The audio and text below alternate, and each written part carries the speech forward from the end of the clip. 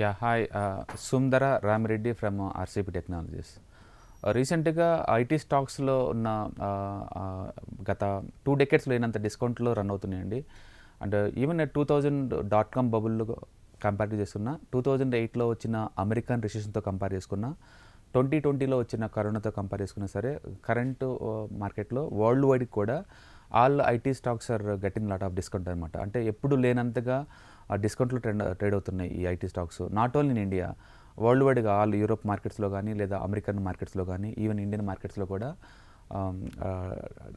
ఎక్స్పెన్సివ్గా ఉన్న ఈ స్టాక్స్ మొత్తం కూడా హిస్టారికల్ యావరేజ్ ప్రైస్కి వచ్చేసింది. So is it right time to buy దీ స్టాక్స్ అంటే ఖచ్చితంగా మనం వెయిట్ చేయొచ్చండి పేషెన్సీ ఉన్నోళ్ళైతే.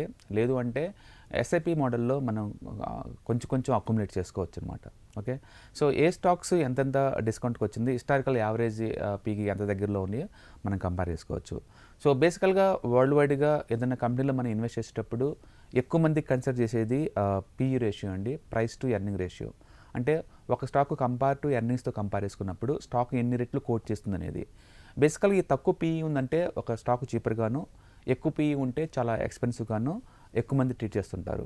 అది కొంతవరకు నిజం, కొంతవరకు అబద్ధం కూడా. ఎందుకంటే స్టాక్స్లో గ్రోత్ బాగా ఉంది అనుకుంటే న్యాచురల్గా హై పీఈ కోట్ చేస్తూ ఉంటాయి.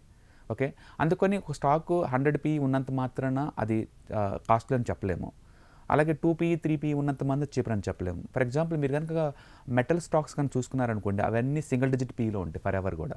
ఓకే, అలాగే పెయింటింగ్స్ కావచ్చు, లేదా ఈ కామర్స్ కావచ్చు, లేదా ఐటీ ఇండస్ట్రీ చూసారనుకోండి, ఎనీథింగ్ అబౌట్ 30 దాకా ఉంటాయి పీఈస్ అనమాట. అందుకని ఇక్కడ గోల్డెన్ స్టాండ్ అంటూ ఏం లేదు. కంపెనీ గ్రోత్ ప్రాస్పెక్టివ్స్ కనుక బాగుంటుంది ఫ్యూచర్లో అనుకుంటే డెఫినెట్గా అది హై పీఈ ద్వారా ఇన్బిల్ట్ అవుతూ ఉంటుంది. అందుకని పీఈ ఎక్కువ తక్కువ అని కాకుండా గత 10 years యావరేజ్ పీఈతో కంపేర్ చేసుకున్నప్పుడు మాత్రం మనకు క్లారిటీ వస్తుంది. Okay, so this is one of the parameter అనమాట మనం ఏదైనా కంపెనీని మనం బై చేయాలంటే. సో కరెంట్ కంటెస్ట్లో ఐటీ స్టాక్స్ 30 to 40% డిస్కౌంట్లో ఉన్న ఈ టైంలో సో మనం ఏ స్టాక్స్ కొంటే బాగుంటుంది, ఏ స్టాక్స్ని కొంటే ఎస్ఐపిలో బాగుంటుందో మనం చూద్దాం ఇప్పుడు. ఓకే, గుర్తుపెట్టుకోండి, వరల్డ్ వైడ్ కూడా టెక్నాలజీ కంపెనీస్ బాగా డిస్కౌంట్లో ట్రేడ్ అవుతున్నాయి, నాట్ ఓన్లీ ఇన్ ఇండియా. మీరు ఎంఓఇన్ 100 ఈటీఎఫ్ కానీ చూసుకుంటే అది 140 దగ్గర నుంచి దగ్గర 95కి వచ్చింది. ఇప్పుడు లైవ్ మార్కెట్లో 90 కోట్ చేస్తుంది.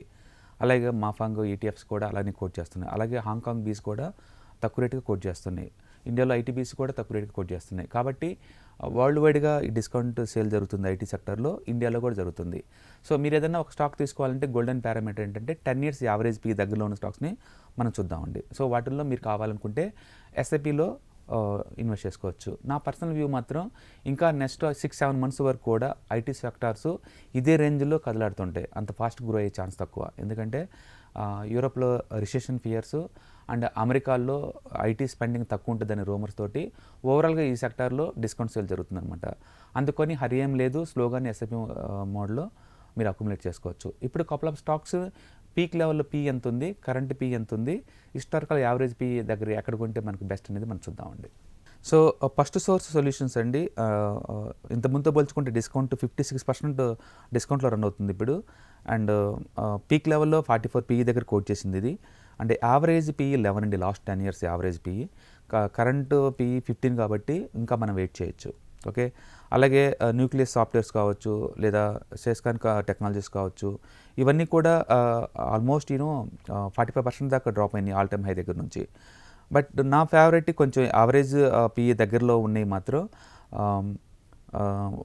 బేసికల్గా ఐటీ స్టాక్స్ మాత్రం రెండుగా క్లాసిఫై చేసుకుందామండి. ఒకటి సర్వీస్ ఓరియంటెడ్, రెండోది ప్రొడక్ట్ ఓరియంటెడ్. ఇండియాలో ప్రొడక్ట్ ఓరియంటెడ్గా ఫోకస్ చేసే కంపెనీస్ 3 అనమాట.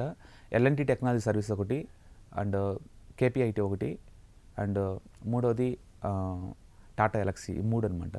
దీంట్లో కేపీఐటీ అయితే ఎలక్ట్రికల్ వెహికల్స్ థీమ్ మీద వర్క్ చేస్తుంటుంది కాబట్టి దాన్ని మనం కన్సిడర్ చేయొచ్చు డిస్కౌంట్కి వచ్చినప్పుడల్లా. And Tata ఎలక్సీ too much expensive, but still lot of growth chance ఉంది కాబట్టి డిస్కౌంట్లో దాన్ని మనం ట్రీట్ చేయొచ్చు. అండ్ ఎల్ఎన్టీ టెక్నాలజీ సర్వీసెస్ ఉన్నట్లు అన్నిటికల్ మోస్ట్ ఎక్స్పెన్సివ్ స్టాక్ అది ఇండియన్ మార్కెట్లో టాటా ఎలక్సీ తర్వాత.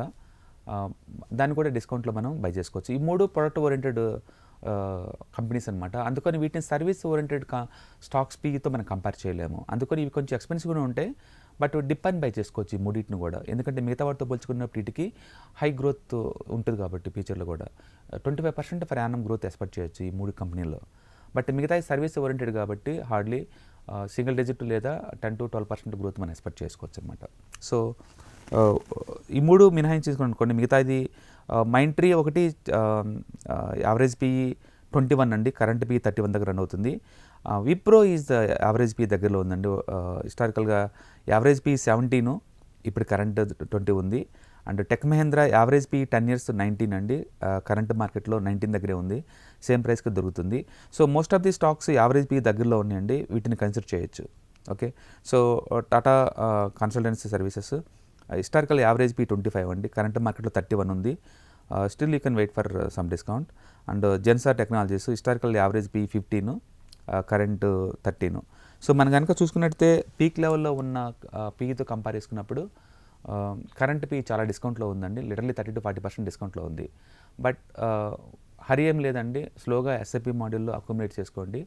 And it may be take another 6 months. ఈ వరల్డ్ మార్కెట్లో ఈ రిసెషన్ ఫియర్స్ ఎప్పుడైతే మూవ్ అవుతాయో అప్పుడు మాత్రమే ఈ సెక్టర్ మూవ్ అయ్యే ఛాన్స్ ఉంది.